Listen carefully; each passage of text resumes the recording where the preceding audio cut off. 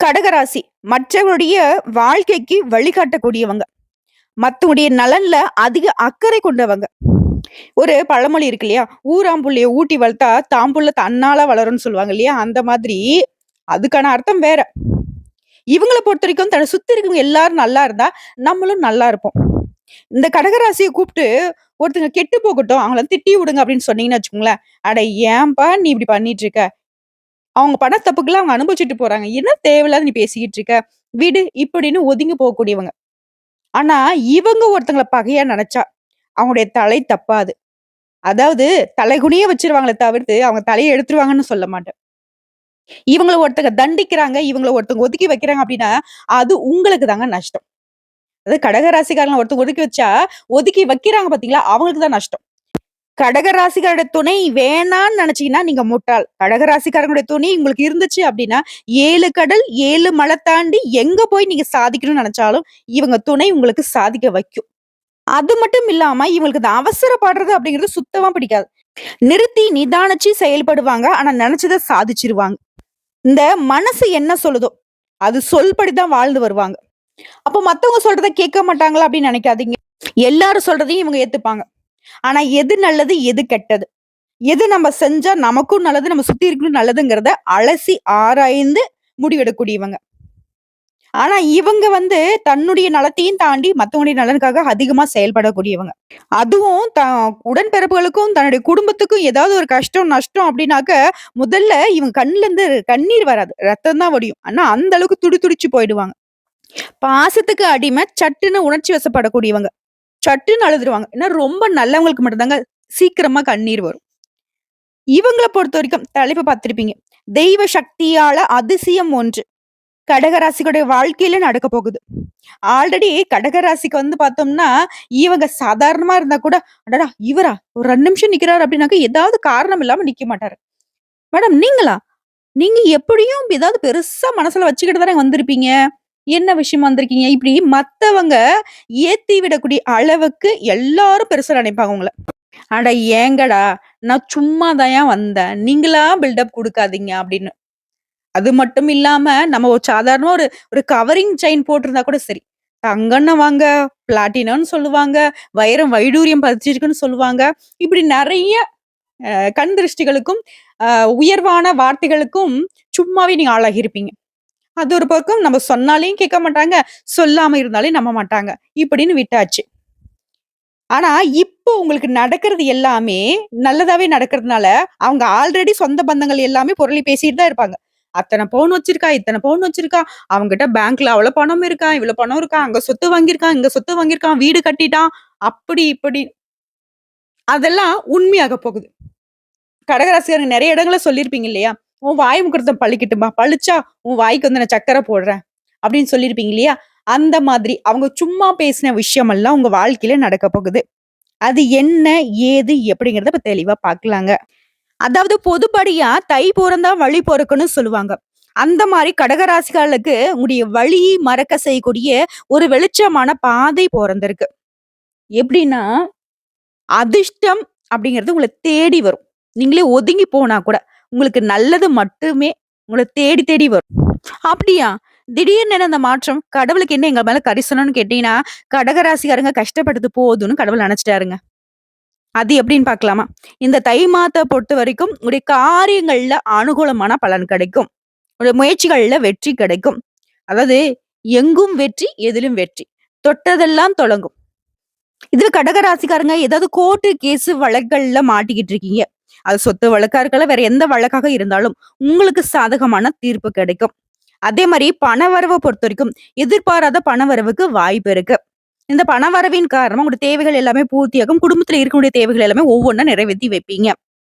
அதே மாரி உங்களுடைய முன்னேற்றத்திற்கு இதுவரைக்கும் தடையா இருந்த எல்லா விஷயங்களையும், அதாவது தடைகளை தாண்டி சாதிப்பீங்க.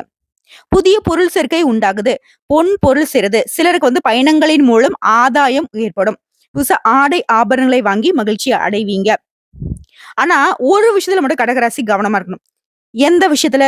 3வது நபர்களுடைய தலையீடின் காரணமா குடும்பத்துல அடிக்கடி வீண் விவாதம் வர்றதுக்கும், கணவன் மனைவி உறவுல கருத்து வேறுபாடு வர்றதுக்கும் வாய்ப்பு இருக்கிறதுனால, யார் ஒருத்தவங்களையும் நம்முடைய குடும்ப விஷயத்துல தலையிடாம பாத்துக்கோங்க.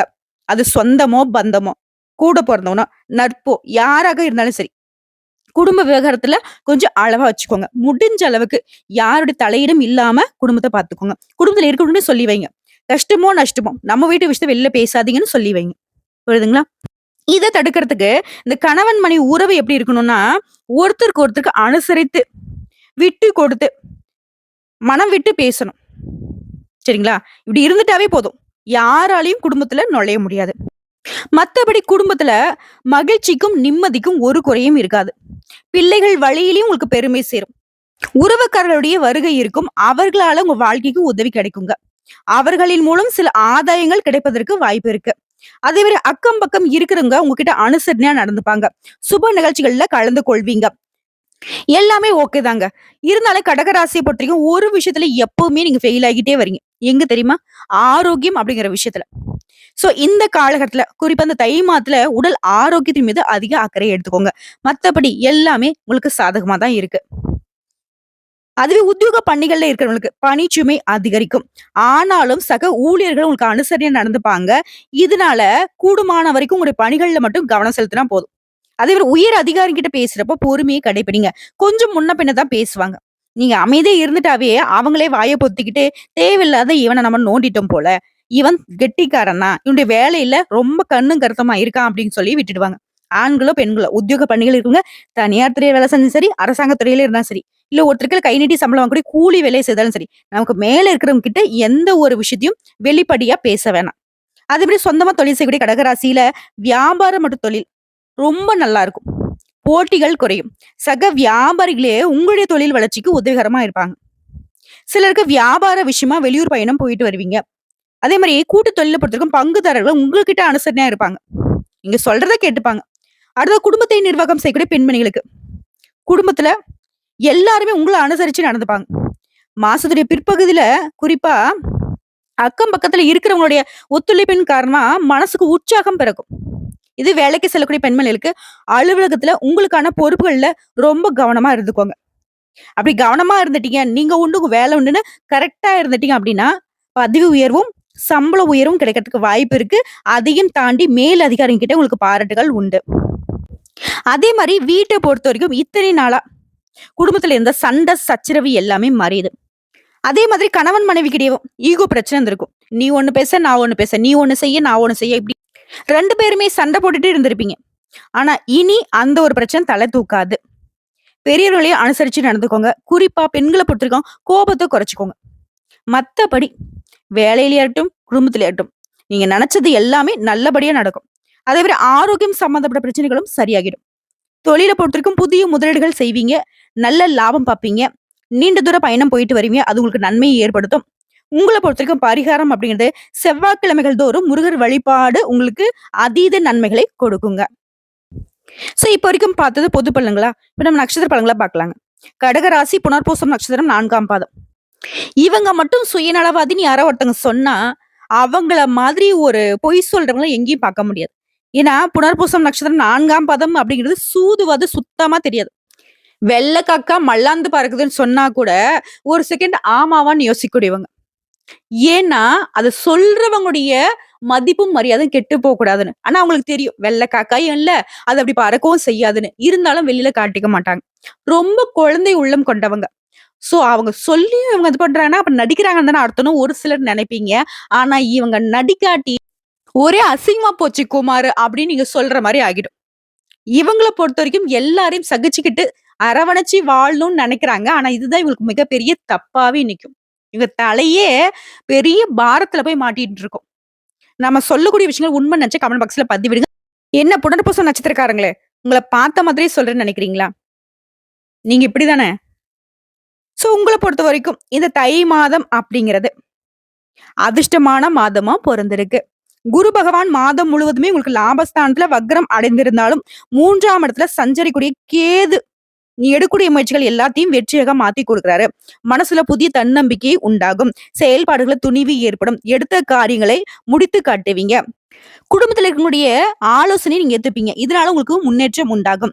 கூட பொறந்தவங்களும் உங்களுக்கு ஒத்துழைப்பா இருப்பாங்க. மாசத்துடைய முதல் மற்றும் கடைசி வாரங்கள்ல புதன் பகவானுடைய அமைப்பு உங்களுக்கு சாதகமான அமைப்புல சஞ்சாரம் பண்றதுனால ஒரு சிலருக்கு புதிய சொத்து சேரும். குடும்பத்துல சுபகாரியம் நடக்கும். புதுசா வீடு கட்டி குடியேறுவீங்க. நேற்றைய கனவு கூட இன்னைக்கு நனவாகக்கூடிய அளவுக்கு பல நாள் கனவுகளும் நனவாகும். அதே மாதிரி பணவரவு அதிகரிக்கும். கலைஞர்கள் மற்றும் வியாபாரிகளுக்கு புதிய ஒப்பந்தங்கள் கிடைக்கும்.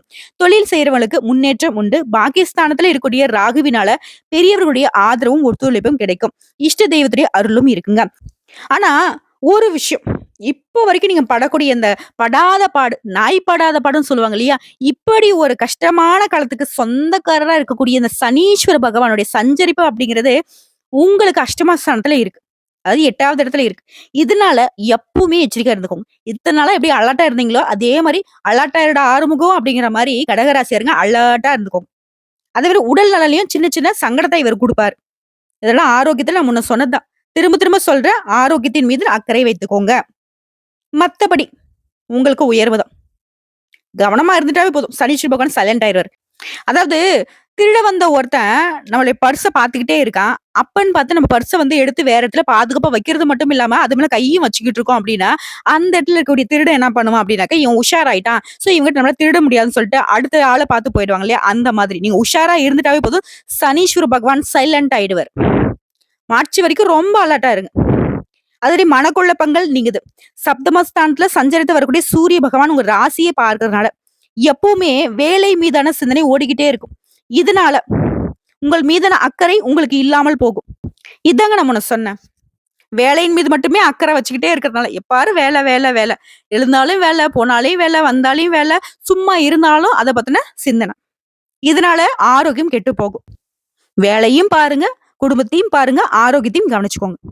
அடுத்த மாணவர்களை பொறுத்த வரைக்கும் மாசத்துடைய பிற்பகுதியில படிப்புல அக்கறை அதிகமாகும். குடும்பத்துல பொன் பொருள் சேர்க்கை உண்டாகுது. தம்பதிகளுக்கிடையே ஒற்றுமை அதிகமாகுது.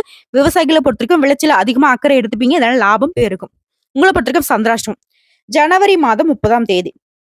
அந்த ஒரு நாள் எங்கும் கவனம், எதிலும் கவனம். இதுவே அதிர்ஷ்டம் தரக்கூடிய நாட்கள்னு பார்த்தோம்னாக்கா ஜனவரி மாதம் 20, 21, 29, பிப்ரவரி மாதம் 2, 3, 11, 12. இந்த நாட்களை சுப நிகழ்ச்சியோட தொடக்கத்துக்கு பயன்படுத்திக்கோங்க. உங்களை பொறுத்த வரைக்கும் பரிகாரம் மீனாட்சி சுந்தரேஸ்வரரை வழிபாடு செய்ய வாழ்க்கை வளமா மாறுங்க. அனுதினமும் முடியாதவங்க வெள்ளிக்கிழமைகள் மற்றும் செவ்வாய்க்கிழமைகளாவது மீனாட்சி சுந்தரேஸ்வரரை மனசார நினைச்சுக்கிட்டு வீட்டுல தீபமேற்றி வழிபாடு செய்ய நீங்க நினைச்ச காரியங்கள் கைகூடி வரும். அடுத்த பூசம் நட்சத்திரம். இவங்களை பொறுத்த வரைக்கும் மனசாட்சிக்கு பயந்தவங்க. சரிங்களா? இவங்க மனசு வந்து ஒரு திருப்தி அடையாம எந்த காரியத்திலும் இறங்கவே மாட்டாங்க. இவங்களை பொறுத்த வரைக்கும் இந்த தை மாதம் வெற்றியை தரக்கூடிய மாதம்னு சொல்லலாம். உங்களுடைய நட்சத்திரநாதன் அஷ்டமஸ்தானத்துல ஆட்சி பலத்துடன் சஞ்சரிக்கிறதுனால ஒவ்வொரு வேலையிலும் நீங்க நிதானமா செயல்படுவீங்க. அது உங்களுக்கு வெற்றியை ஏற்படுத்தும். அதே மாதிரி சட்டத்திற்கும் நீதிக்கும் புறம்பான செயல்களை ஒரு நாளும் ஈடுபட மாட்டீங்க. இதனால உங்களுக்கு எதிராக செயல்பட்டவங்க கூட அவங்க பிரச்சனை மாட்டிப்பாங்க. உங்களை பிரச்சனைல மாட்ட விடணும், உங்களை வந்து அழிக்கணும்னு நினைச்சவங்க அழிந்து போவாங்க. மேலும் இந்த மாதம் முழுவதுமே லாபாதிபதியான சுக்கிர பகவான் சாதகமான அமைப்புல சஞ்சாரம் பண்றதுனால நீங்க எதிர்பார்த்த வரவு இருக்கும். குடும்பத்தில் நிம்மதியான சூழ்நிலை இருக்கும். தம்பதிகளுக்கிடையே ஒற்றுமை இருக்கும். சொல்லப்போனா உங்க வாழ்க்கையில கூடிய ஒட்டுமொத்த பிரச்சனை அப்படியே ஒன்னா சேர்த்தி ஒழிச்சு கட்டிடுவீங்க. அதுவே சொந்தமா தொழில் செய்யக்கூடிய தொழில் மற்றும் வியாபாரத்துல வழக்கத்தை விட இந்த மாதம் கூடுதலா அக்கறை செலுத்துவீங்க. இதன் காரணமா லாபமும் பல மடங்கு உயரும். அதே மாதிரி உத்தியோக பணிகள் இருக்கிறவங்க கூட வேலை பார்க்கறாங்க இல்லையா? அவங்க கிட்ட வீண் வாக்குவாதம் பண்ணாதீங்க. அவர்களால மட்டும்தான் நமக்கு நிறைய மன உளைச்சல் வரும். இன்னொரு ஒரு ரிக்வஸ்ட்டுங்க. கடகராசி இனி வந்து பேசுறத குறைச்சிக்கணும். செயல்படுத்துறது மட்டும் அதிகமா இருக்கணும். அதே மாதிரி சப்தமஸ்தானத்துல சூரிய பகவானோட சஞ்சாரம் அப்படிங்கிறது உங்களுக்கு வேலை பளுவை அதிகப்படுத்தும். ஒரு சிலருக்கு எதிர்பார்த்த இடத்துக்கு இடமாற்றம் கிடைக்கும். பணியின் காரணமா அடிக்கடி வெளியூருக்கு போயிட்டு வர நிலை இருக்கு. இருந்தாலும் பல வகைகள்ல உங்களுக்கு அலைச்சலே அதிகரிச்சாலும் இப்போ உங்களுக்கு உயர்வான நிலை இருக்கு. தொழில்ல பொருளாதார ரீதியா உயர்வை அடைவீங்க. மேலும் இந்த நேரத்துல வெளிநாட்டு தொடர்புகள் அந்நியர்களால உங்களுக்கு லாபம் உண்டாகும். மாசத்துடைய பிற்பகுதியில ஒரு சிலருக்கு புதுசா சொத்து வாங்குவீங்க. புதுசா வீடு கட்டி குடியேறக்கூடிய பாக்கியம் இருக்கு. சொல்லப்போனா உங்களுடைய பல நாள் கனவுகள் இப்ப நனவாகும். நேத்து வரைக்கும் கூட அந்த கனவு வந்து கனவாவே இருந்திருக்கும். ஆனா அது இன்னைக்கு நனவாகிறதுக்கு திடீர் அதிர்ஷ்ட வாய்ப்புகள் உங்களுக்கு தேடி வர்றதுதான் ரீசனா இருக்கும். அதே மாதிரி மாணவர்களை பொறுத்த வரைக்கும் படிப்புல அக்கறை கூடும். விவசாயிகளை பொறுத்த வரைக்கும் உங்களுடைய பணிகள்ல ரொம்ப கவனமா இருப்பீங்க. இதன் காரணமா விளைச்சல் அதிகமாகும், லாபமும் கிடைக்கும். உங்களை பொறுத்த வரைக்கும் சந்திராஷ்டம் ஜனவரி மாதம் 31. அந்த ஒரு நாள் எங்கும் கவனம், எதிலும் கவனம். இதுவே அதிர்ஷ்டம் தரக்கூடிய நாட்கள்னு பார்த்தோம்னாக்கா ஜனவரி மாதம் 20, 26, 29, பிப்ரவரி மாதம் 2, 8, 11. இந்த நாட்களை சுப நிகழ்ச்சிகள் தொடக்கத்துக்கு பயன்படுத்திக்கோங்க. உங்களை பொறுத்த வரைக்கும் பரிகாரம் அனுதினமும் பைரவரை வழிபாடு செய்ய சங்கடங்கள் விலகும், சந்தோஷம் கிடைக்கும். அனுதினமும் முடியாதவங்க அட்லீஸ்ட் ஞாயிற்றுக்கிழமைகள்லயாவது ராகுகால வேளையில பைரவருக்கு தீபமேற்றி வழிபாடு செய்ய அந்த பைரவரே உங்களுக்கு பாதுகாப்பா வருவாருங்க. அதுதான் ஆயில்யம் நட்சத்திரம். இவங்கெல்லாம் நீங்க என்ன பண்ணாலும் சாய்க்கவே முடியாது. ரொம்ப பொறுமைசாலிங்க. சாதிக்கிற வரைக்கும் அந்த கடவுளே வந்தாலும் எடுத்த காரியத்த பின்வாங்க மாட்டாங்க. உங்கள பொறுத்தவரைக்கும் இந்த தை மாதம் முன்னேற்றத்தை தரக்கூடிய மாதம்னு சொல்லலாம். மாசத்துடைய முதல் வாரத்துல இருந்து கடைசி வாரம் வரைக்கும் புதன் மகனுடைய சஞ்சாரம் சாதகமா இருக்கிறதுனால, உங்க வேலை எல்லாமே அது கடினமான வேலையாவே இருந்தாலும் சரிங்க, அது வந்து ஈஸியா நடக்கும். உங்களுக்கு வர வேண்டிய பணம் கைக்கு வரும். இடம் வாங்குறது, விக்கிறது இந்த மாதிரியான தொழில் இருக்கிறவங்களுக்கு லாபம் அப்படிங்கிறது பல மடங்கு உயர்வா கிடைக்கும். அதாவது நேத்து வரைக்கும் பிரச்சனை இருந்தா கூட சரி, அதற்கு இன்னைக்கு முடிவு கிடைக்கும். வியாபாரிகளுக்கும் சரி, கலைஞர்களுக்கும் சரி, புதிய ஒப்பந்தங்கள் கிடைக்கும். வெளியூர் பயணங்கள் லாபத்தை கொடுக்கும். மாதம் முழுவதுமே சுக்கிர பகவான் உங்களுக்கு சாதகமா சஞ்சரிக்கிறதுனால பொன் பொருள் சேர்க்கை உண்டாகும். தம்பதிகளுக்கு இடையே இருந்து வந்த பிரச்சனைக்கு முடிவு கிடைக்கும். ஒரு சிலர் வந்து பாத்தீங்கன்னா புதுசா வண்டி வாகனம் வாங்குவீங்க. வசதிகள் பெருகுது. குடும்பத்தில் இருந்த நெருக்கடிகளும் குறையுது. இருந்தாலும் சப்தமஸ்தானத்துல சூரியனும் அஷ்டமஸ்தானத்துல சனியும் சஞ்சரிக்கிறதுனால எல்லா விஷயங்களையும் கவனமா இருந்துட்டா போதும். முன்னாடியே சொன்ன அந்த அதிர்ஷ்ட வாய்ப்புல நிறுத்தி புடிச்சுக்கலாம். சரிங்களா? அடுத்த உடல் ஆரோக்கியத்தை பொறுத்தவரைக்கும் ஒரு நேரம் மாரி ஒரு நேரம் இருக்காது. சின்ன சின்னதா எப்ப பாரு ஒரு ஒரு மாதிரி ஒரு அன்கம்ஃபர்டபுளாவே ஃபீல் பண்ணுவீங்க. அதுவும் சரி செய்யணும் அப்படின்னாக்கா உடல் ஆரோக்கியத்தின் மீது அதிக அக்கறை வச்சுக்கோங்க. நேரத்துக்கு உணவு, தூக்கம் இத மட்டும் ஃபாலோ பண்ணிட்டா போதும். எல்லாத்தையும் சரி பண்ணிடலாம். அதே மாரி எந்த ஒரு விஷயத்திலயும் பதட்டப்படாம செயல்படுவது ரொம்ப அவசியம். இறை வழிபாடும் இந்த மாதம் முழுவதுமே உங்களுக்கு அதிகபட்சமான நன்மைகளை ஏற்படுத்தும். மேலும் இந்த மாதம் முழுவதுமே பெரியவர்களுடைய ஆதரவு இருக்கு. இதன் காரணமா உங்க வாழ்க்கையில இருக்கக்கூடிய சங்கடங்களுக்கு ஒரு தீர்வு கிடைக்கும். நீங்க நெனச்ச வேலை நெனச்ச மாதிரியே நடக்கும். வெளிநாடு செல்லக்கூடிய முயற்சிகள் வெற்றி கொடுக்கும். புதிய முயற்சிகள்ல மட்டும் கொஞ்சம் கவனமா இருந்துக்கோங்க. அடுத்து மாணவர்கள பொறுத்தவரைக்கும் படிப்புல அதிக அக்கறை வரும். அடுத்து உழைப்பாளர்கள பொறுத்தவரைக்கும் உடைய எதிர்பார்ப்புகள் எல்லாமே பூர்த்தியாகுது. உங்கள பொறுத்தவரைக்கும் சந்திராஷ்டமம். பிப்ரவரி மாதம் 1ஆம் தேதி. அந்த ஒரு நாள் எங்கும் கவனம், எதிலும் கவனம். இதுவே அதிர்ஷ்டம் தரக்கூடிய நாட்கள்னு பார்த்தோம்னாக்கா, ஜனவரி மாதம் 20, 23, 29, பிப்ரவரி மாதம் 2, 5, 11. இந்த நாட்கள சுப நிகழ்ச்சியோட தொடக்கத்துக்கு பயன்படுத்திக்கோங்க. உங்கள பொறுத்தவரைக்கும் பரிகாரம். சக்கர தாழ்வாரை வழிபாடு செய்ய வாழ்க்கையில வளம் உண்டாகும். அனுதினமும் வழிபாடு செய்யறது ரொம்ப சிறப்பான விஷயம் தான். முடியாத பட்சத்துல புதன்கிழமை மற்றும் சனிக்கிழமைகள்ல இவரை நினைச்சு வீட்டுல தீபமேற்றி வழிபாடு செய்ய நினைத்த காரியங்கள் கைகூடும். சோ இப்போ வரைக்கும் பார்த்தது பொது பலன்கள் மற்றும் நட்சத்திர பலன்கள் பரிகாரங்களை பார்த்திருக்கோம். இன்னும் சிறப்பா நான் சொல்லட்டுமா? பொதுப்படியா உங்களுக்கு சாதகமான நாட்கள் அப்படிங்கிறது ஜனவரி மாதத்துல 19, 24, 28, பிப்ரவரி 3, 6, 8, 11. இது சாதகமான நாட்கள். இதுவே உங்களுக்கு சந்திராஷ்டமம் அப்படிங்கிறது எப்ப தொடங்கி எப்ப முடியுதுன்னா, ஜனவரி 31ஆம் தேதி விடியற்காலை முதல் பிப்ரவரி 1 மற்றும் பிப்ரவரி 2ஆம் தேதி அதிகாலை வரைக்கும் சந்திராஷ்டமம் இருக்கு. இதனால கடக ராசிக்காரங்க இந்த 3 நாட்களும் ரொம்ப கவனமா இருக்கணும். அதுவே உங்களுக்கு அதிர்ஷ்டம் தரக்கூடிய எண்கள்னு பார்த்தோம்னாக்கா 5, 6. நீங்க வழிபாடு செய்ய வேண்டிய தெய்வம் மகாலட்சுமி தாயார் மற்றும் வெங்கடாச்சலபதிங்க. இவங்களை எப்படி வழிபாடு செய்யணும்? அதாவது பரிகாரமா பார்த்தோம்னா, ஒவ்வொரு புதன்கிழமையும் விஷ்ணு பகவான வழிபாடு செஞ்சுட்டு உங்களால முடிஞ்சதுன்னா விஷ்ணு சகஸ்ரநாமம் மற்றும் வெள்ளிக்கிழமைகள்ல மகாலட்சுமி தாயுடைய அஷ்டகம் பாராயணம் செய்வது அதீத நல்ல பலன்களை கொடுக்கும். மேலும் சனிக்கிழமைகள் தோறும் ஆஞ்சநேய பெருமானுக்கு துளசி மாலையிட்டு அர்ச்சனை செய்வதும் இப்போ வரைக்கும் உங்களுக்குள்ள இருக்கக்கூடிய அந்த பயம், பதட்டம் விலகி தன்னம்பிக்கை, தைரியம் அதிகமாகும். ஆக மொத்தல கடகராசிக்காரர்களுக்கு இந்த தை மாதம் அப்படிங்கிறது அற்புதம், யோகம், அதிர்ஷ்டம் எப்படி வேணா சொல்லலாம். ஒரு பொன்னான மாதம்னு சொல்லலாம். சரிங்களா? நீங்க நினைச்சது எல்லாமே கைக்கூடி வரப்போது உங்க நல்ல மனசுக்கு ரொம்ப நல்லா இருக்க போறீங்க. இந்த வீடியோ பதிவு உங்களுக்கு பிடிச்சதுனாக்க நம்ம வீடியோக்கு ஒரு லைக் பண்ணிடுங்க. மறக்காம நம்மளுடைய முருகன் ஜோதிடம் சேனலை சப்ஸ்கிரைப் பண்ணி பக்கத்துல இருக்க பெல் ஐக்கானை கிளிக் பண்ணி வச்சுக்கோங்க. அப்பதான் நம்முடைய வீடியோ பதிவு உடனடியாக உங்களை வந்து சேருங்க. மேலும் ஏதாவது ஆன்மீக தகவல் தேவைப்படுச்சுன்னா கமெண்ட் பாக்ஸ்ல பதிவிடுங்க. உடனடியாக பதில் தெரிவிக்கப்படும். வாழ்க வளமுடன்.